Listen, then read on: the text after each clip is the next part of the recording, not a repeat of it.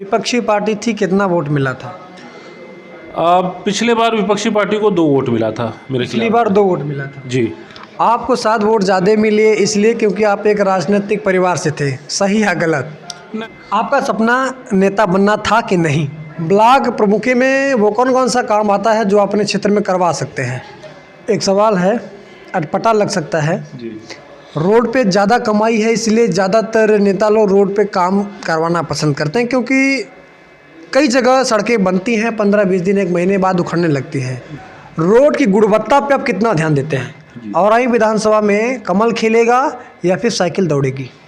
UP विधानसभा चुनाव सामने है। एक पहला जो चरण है उसका चुनाव हो गया है, बाकी चरण बाकी है। लगातार हम चल रहे हैं, लोगों से बातचीत करने की कोशिश कर रहे हैं कि लोग क्या सोचते हैं, चाहे नेता हो, चाहे समाज सेवी है, चाहे लोग हों।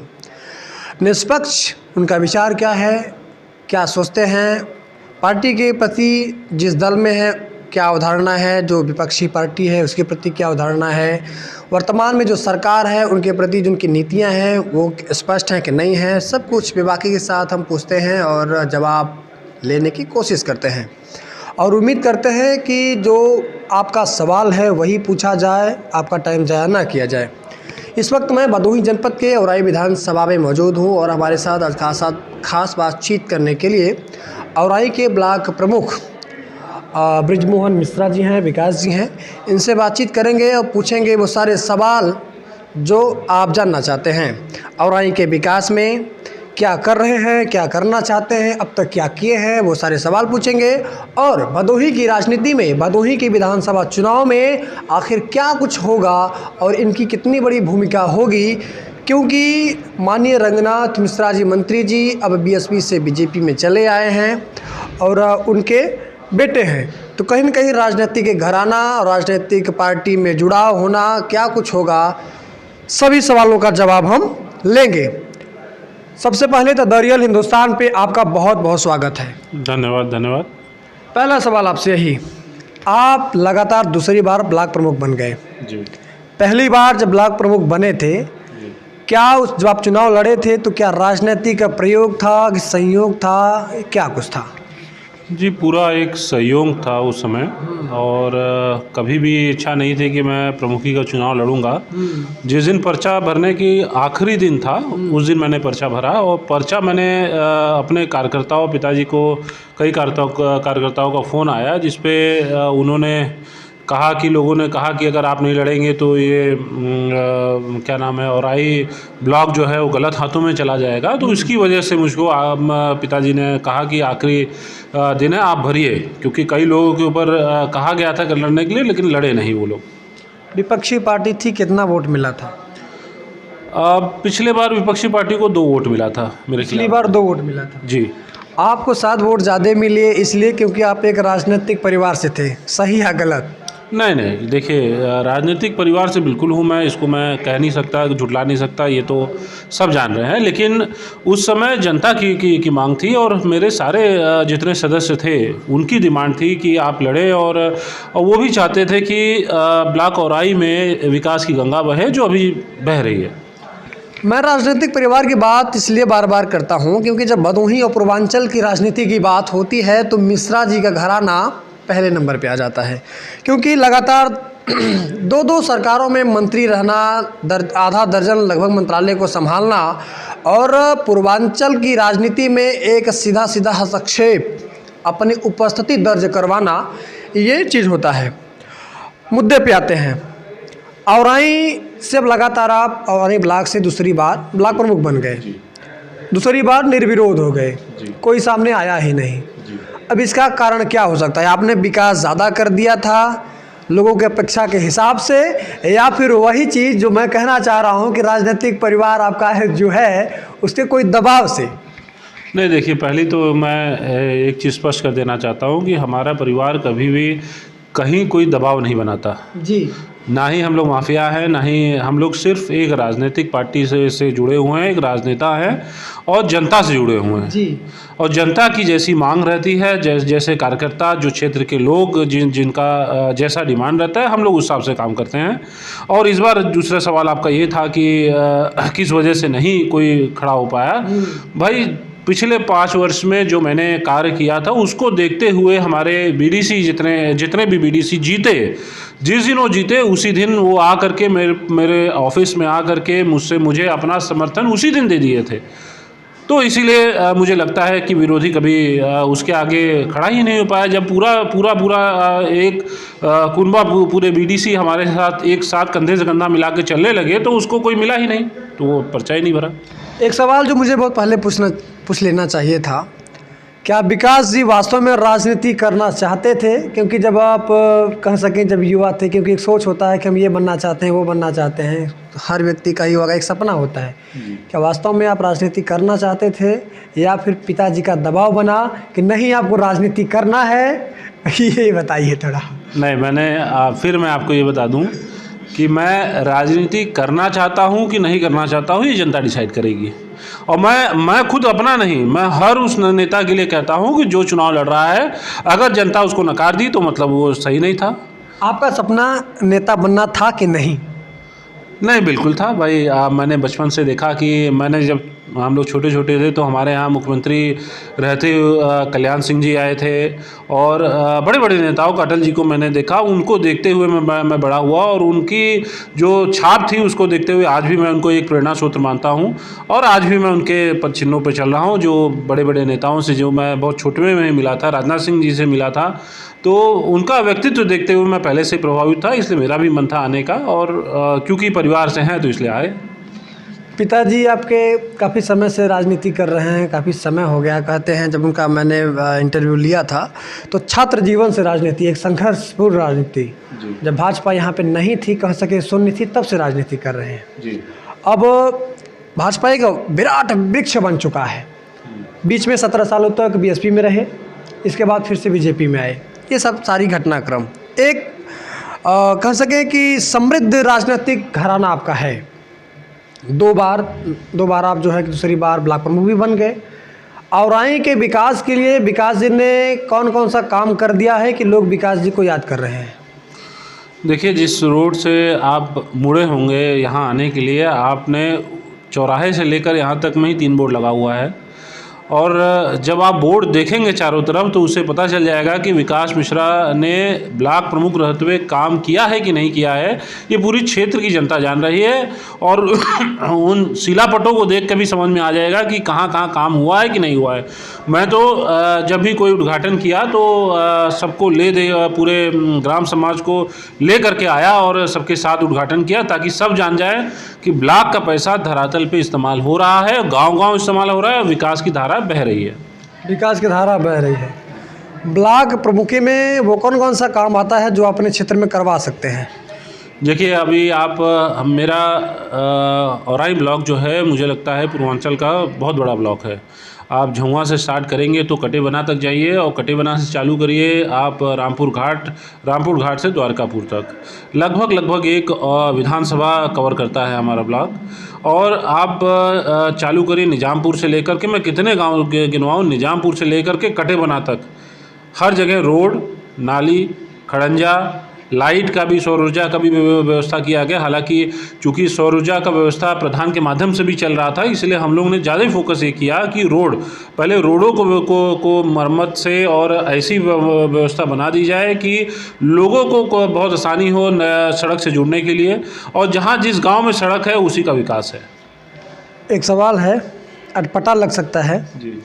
रोड पे ज़्यादा कमाई है इसलिए ज़्यादातर नेता लोग रोड पे काम करवाना पसंद करते हैं, क्योंकि कई जगह सड़कें बनती हैं 15-20 दिन, 1 महीने बाद उखड़ने लगती हैं जी। और आप जब जो देख रहे हैं, अगर औराई या फिर औराई ब्लॉक से होंगे, सच्चाई तो यही है कि जब आप कहीं भी घूमिएगा तो ज़्यादातर बोर्ड जब मिलेंगे तो विकास जी के नाम पे मिलेंगे, शिलान्यास, उद्घाटन वगैरह वगैरह कार्यक्रम इनका हमेशा कहीं न कहीं रहता ही है। रोड की गुणवत्ता पे आप कितना ध्यान देते हैं? देखिए, रोड की गुणवत्ता में मैं इसलिए ध्यान देता हूँ कि मुझे भी इसी क्षेत्र में रहना है जी। मैं भी बारात दुआर करता रहता हूँ तो मुझे भी उसी रोड पे जाना है जी।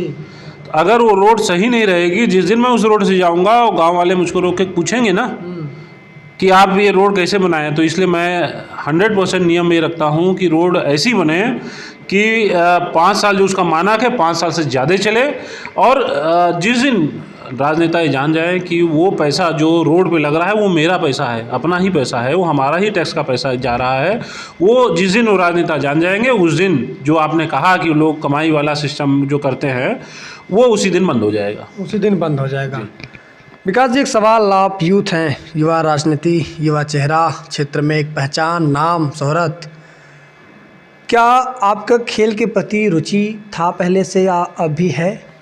जी बिल्कुल है। मैं स्पोर्ट्स में मैं पहले से भी बहुत रुचि रखता था, आज भी रखता हूं, लेकिन समय नहीं मिलता। समय नहीं मिलता है, आपको समय नहीं मिलता है, लेकिन औराई में बहुत सारे युवा हैं जो वास्तव में रुचि रखना चाहते हैं, उनके पास समय भी है और बैकअप भी होना चाहिए। औराई में ऐसा कोई ग्राउंड विकास जी ने नहीं दिया, नहीं प्रयास किया, या फिर इनके पिताजी भी मंत्री रहे, यहाँ से 4 बार विधायक रहे, कोई ऐसा ग्राउंड नहीं दिया जिससे युवा वहाँ पे अपनी तैयारी कर सके?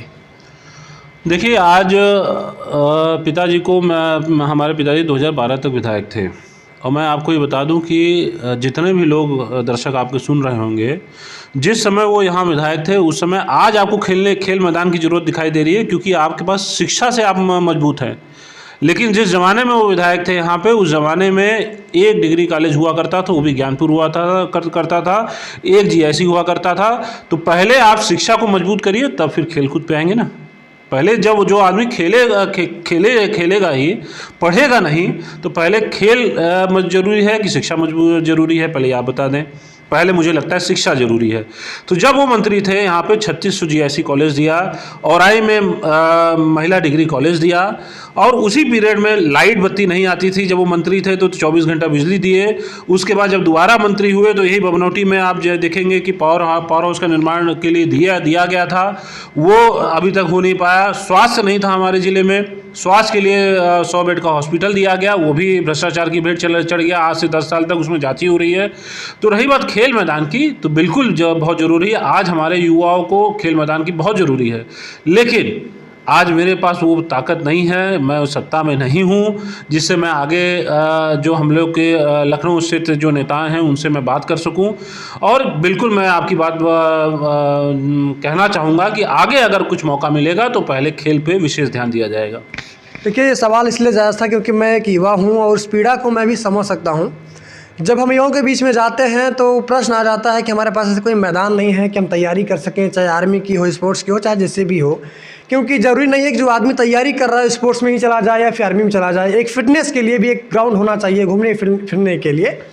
तो उम्मीद करते हैं कि ये जो मेरा प्रश्न है इसका जवाब आपने दिया कि आने वाले समय में हम इस पे कार्य करेंगे। जी बिल्कुल करेंगे। अभी मैंने जैसा बताया कि अब हम लोग शिक्षा के दायित्व से बहुत संतुष्ट हैं। मुझे लगता है कि औराई नहीं, पूरे भदोही जनपद में शिक्षा का जो व्यवस्था है, अभी एक यूनिवर्सिटी की भी ज़रूरत है। अभी हम लोग उसमें भी अगर आगे मौका मिलता है तो हम लोग यही डिमांड करेंगे कि KNPG को यूनिवर्सिटी दिया जाए। शिक्षा जिस दिन हमारे यहाँ जनपद में पूर्ण हो जाएगी और खेल मैदान का साथ ही साथ खेल मैदान के लिए भी व्यवस्था की जाएगी, इसका मैं पूरा भरोसा आपके चैनल से मैं अपनी जनता को देना चाहता हूँ।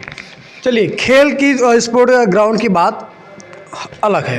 अब आपसे सवाल ये है, ऐसा कोई काम जो आप क्षेत्र के लिए करना चाहते हैं लेकिन किसी कारणवश नहीं कर पा रहे हैं, इसकी कसक है? जी बिल्कुल, जैसा आपने कहा कि मैं यूनिवर्सिटी के लिए मैं पहला रखूँगा कि हमारे KNPG इतना पुराना कॉलेज है और उसको यूनिवर्सिटी का दर्जा मिलना चाहिए जी।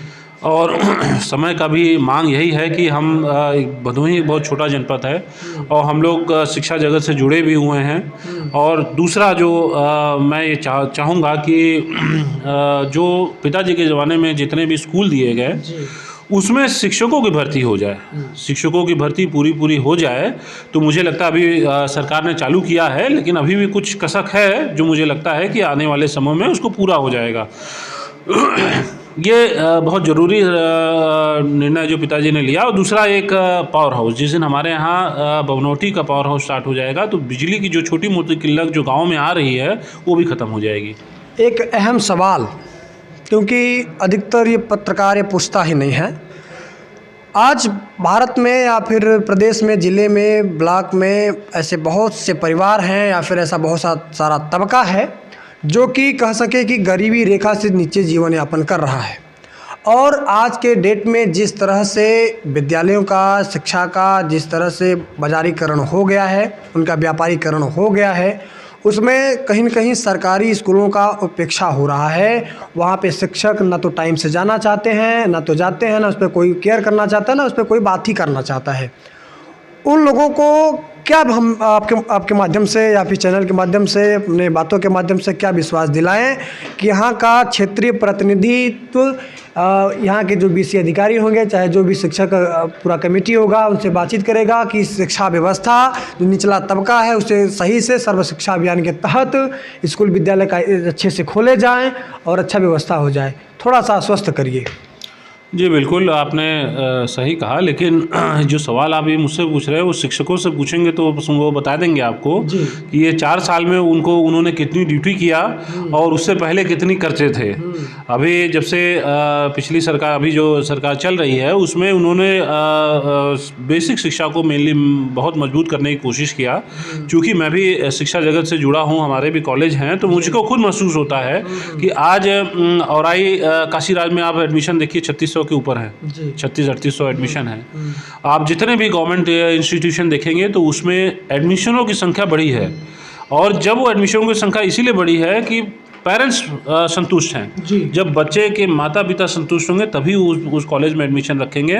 तो अगर एडमिशन बढ़ रहा है तो एक पॉजिटिव सिग्नेचर है, साइन है कि जिससे पता चलता है कि शिक्षा की तरफ सरकार ठीक काम कर रही है। अब आपके पिताजी बीएसपी से बीजेपी में चले आए, स्वाभाविक है कि आपका भी कहीं न कहीं राजनीति जो है बीजेपी की तरफ झुकाव है। भदोही में 3 विधानसभा क्षेत्र। अब विकास जी की क्या तैयारी आगे की है, क्या रणनीति है? तीनों विधानसभा का अलग अलग जो भी सिस्टम है उसको थोड़ा सा बताएं। औराई विधानसभा, भदोही विधानसभा, ज्ञानपुर विधानसभा में क्या कुछ होने वाला है और आप लोगों का क्या सहयोग होगा? भाई, तीनों विधानसभा में कमल खिल रहा है जी। तीनों विधानसभाओं में कमल खिल रहा है, और हमारी तैयारी ऊपर से नहीं है, ग्रास रूट से है, कार्यकर्ताओं से है, बूथ अध्यक्षों से है, बूथ पन्ना प्रमुखों से है। तो वो तैयारी इतनी मजबूत है कि कोई भी उसके आसपास नहीं है। अच्छा, कोई आसपास नहीं है? बिल्कुल नहीं। इतना आश्वस्त? बिल्कुल, एकदम 100% आश्वस्त है, क्योंकि माननीय नरेंद्र मोदी के नेतृत्व में जो सरकार केंद्र में चल रही है, उस सरकार से जो 5 साल अभी ये सरकार गई है उससे भी लोग संतुष्ट हैं, और वही संतुष्टता को लेते हुए आगामी 7 तारीख को वोट पड़ेगा और 10 तारीख को आप रिजल्ट देख लेंगे। भदोही के ज्ञानपुर विधानसभा की बात की जाए तो लगातार 4 बार विधायक विजय मिश्रा रहे, कोई कमल नहीं खिला। समाजवादी पार्टी से विधायक रहे, निर्दलीय लड़े, उसमें भी विधायक रहे। मोदी की लहर, योगी लहर में वो विधायक बन गए।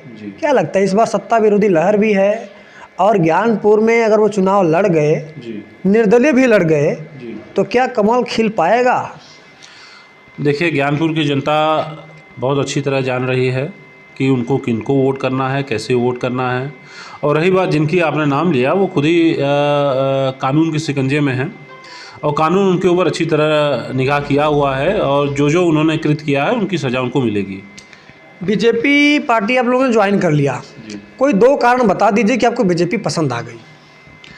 देखिए, जो बीजेपी में हम लोगों ने ज्वाइन ज़रूर किया है, और कारण मैं आपको क्या बताऊं, जो घर हमारे पिताजी ने बनाया, पहले जिलाध्यक्ष यहाँ पे थे, तो ये घर से हम लोग कुछ दिन के लिए बाहर गए थे अपना, फिर वापस अपने घर आ गए, पहली बात। दूसरी बात, जो केंद्र में गवर्नमेंट नरेंद्र मोदी जी की चल रही है, और जो व्यवस्था जो अभी 5 साल जो कोविड पीरियड के बाद आपने देखा होगा, जिस तरह से मैनेजमेंट किया गया कि जो भोजन की व्यवस्था, जो गरीब तबका है उसको घर घर 1 महीने में 2-2 बार राशन मिल रहा है, यही एक सबसे बड़ी बेस पॉइंट है कि उन गरीबों को सरकार कहीं निगलेक्ट नहीं की है और आगे भी नहीं करेगी। ये सबसे बड़ा रीज़न रहा। लास्ट में अपने विधानसभा पे आते हैं। औराई विधानसभा में कमल खिलेगा या फिर साइकिल दौड़ेगी? कमल खिलेगा। मैंने औराई की बात नहीं कही, मैं आपको तीनों विधानसभा की बात कर रहा हूँ। लेकिन मैं औराई विधानसभा की बात खास इसलिए कर रहा था क्योंकि यह मेरा भी गृह विधानसभा है, और इसलिए पूछा कि यहाँ पे भी आप लोगों की तैयारी क्या कुछ चल रही है। तैयारी मैंने आपको बताया कि पन्ना प्रमुख से हम लोग चालू कर रहे हैं। घर घर डोर टू डोर प्रचार चल रहा है, और अभी पहले चरण का चुनाव बीता है, तीसरे चौथे चरण आते आते आपको पूरा क्षेत्र जो है कमल में दिखेगा। कमल में दिखेगा? जी बिल्कुल दिखेगा। योगी आदित्यनाथ पर भी आरोप कई ठो लगते हैं। जी ठाकुरवाद का आरोप, जी। ब्राह्मण विरोधी का आरोप, दलित विरोधी का आरोप, ओबीसी विरोधी, तमाम ऐसे 14-15 तो विधायक जो है कि बीजेपी छोड़ के भाग गए, उसका भी असर पड़ेगा। सत्ता विरोधी लहर का भी असर पड़ेगा। उनके सहयोगी रहे सुहेल देव भारतीय समाज पार्टी के, ओपी राजभर, वो भी भाग खड़े हुए, कई मौर्य समाज के लोग भी भाग खड़े हुए। असर इससे नहीं पड़ेगा नेगेटिव?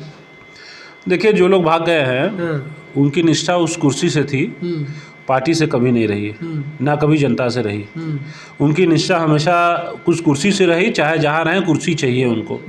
और जो लोग भाग के गए हैं, मैं उनसे बस इतना सवाल पूछना चाहता हूँ, 20 साल आपने कैबिनेट मंत्री तक का आपको दर्जा मिला, 20 साल से लगातार सत्ता में रहे और पिछड़ा अति पिछड़ा की बात करते हैं तो 20 साल आपने क्या किया? अब अपना रिजल्ट देख लीजिए, तब आप बताइए कि जो भाग के गए हैं उनका जनता क्या रिजल्ट देगी। वो 10 तारीख को पता चल जाएगा कि उनको इस बार जनता मुंह तोड़ जवाब देगी कि सत्ता का सुख लेने के बाद आप भाग जाएंगे, और जनता उसको देख नहीं रही है क्या? बिल्कुल देख रही है उसका रिजल्ट। एक तो सवाल मेरा व्यक्तिगत है। हमारे गांव में सड़क नहीं है, विकास जी सड़क बहुत बनवा रहे हैं जी। जहाँ जाओ विकास जी के नाम पे शिलापट्ट लगा हुआ है, सड़क सी सड़क बन रहा है। लेकिन ग्राम पंचायत बनौली में एक गांव है गुलालपुर, वहाँ से भाजपा के बड़े नेता हैं लक्ष्मी शंकर मिश्रा जी, जिला उपाध्यक्ष हैं। अब आप बीजेपी से हैं, आपकी टीम के एक हिस्सा हैं। विकास जी जब बीजेपी में नहीं भी थे, ब्लॉक प्रमुख थे, तो भी सड़क का कोई क्या प्रस्तावना आया कहीं से, या फिर प्रयास किए वहाँ पे सड़क बनेगा कि नहीं बनेगा, तो आश्वासन दीजिए। देखिए, गुलालपुर में मैं आपको बता दूं कि मैंने 2018 में ही सड़क वहाँ पे दिया था। अच्छा। और सड़क का मैंने मरम्मत कार्य दिया था। जैसी मरम्मत काम चालू हुआ तैसे ही गांव के लोग ही वो एक प्रस्ताव लेके पहुंच गए कि सड़क जो है वो तालाब पे बन रहा है। अब मैं ये कन्फ्यूजन में हो गया कि जो ऑलरेडी सड़क बनी हुई है वो पहले क्या था और अब क्या था। फिर उसी में कई लोगों का झगड़ा चालू हुआ। और आप जिस ग्राम सभा से हैं आप भी जान रहे हैं कि वहाँ सड़क की व्यवस्था, देखिए सड़क किसी का घर तोड़ करके नहीं पहुँच सकता जी। जब आप ग्राम सभा के लोग ही नहीं चाहेंगे उस सड़क वहाँ बनने के लिए, तो कौन सड़क बनाएगा ये बताइए। उस विवाद को सुलझाने में विकास जी कुछ मदद करेंगे? बिल्कुल करेंगे। मैंने आज भी मैं कह रहा हूँ, अभी आपके जो बीडीसी थे उनसे भी मैंने प्रस्ताव मांगा है कि किसी तरह आप दे दीजिए, मैं इंटरलॉकिंग जिस 10 तारीख के बाद पहला इंटरलॉकिंग वहाँ से चलाऊँगा। लेकिन गांव के लोग संतुष्ट रहें। देखिए, जब तक आप 1-1 फीट अपनी जगह नहीं देंगे गाँव के लोग, तब तक रोड नहीं जाएगी, क्योंकि रोड बहुत सक्रिय है वहाँ। हमारे गांव के लोगों को आप आश्वस्त कर रहे हैं इस वीडियो के माध्यम से? बिल्कुल कर रहा हूं, और खुले मन से कर रहा हूं कि जिस दिन आप देंगे पहला काम मैं इसके चुनाव के बाद पहला काम आपके गांव में कराऊंगा। अच्छा। बिल्कुल। जो विवाद है उसे सुलझाने में आपका सहयोग रहेगा? बिल्कुल रहेगा, बिल्कुल रहेगा, लेकिन ग्राम सभा के लोग पहले आपस में मन बना लें तब। टीआरएस से बात करने के लिए आपका बहुत बहुत धन्यवाद। धन्यवाद। दोस्तों, आप सुन रहे थे औराई के ब्लॉक प्रमुख विकास जी से हम विकास की बात किए, तमाम मुद्दों पे बातचीत किए। उम्मीद करते हैं कि आपको वीडियो पसंद आया होगा। बने रहिए हमारे साथ, देखते रहिए द रियल हिंदुस्तान। कैमरे के पीछे से हमारी मदद करने के लिए प्रदीप दुबे जी हैं, मेरा नाम विपिन मिश्रा है। बने रहिए। जय हिंद, जय भारत।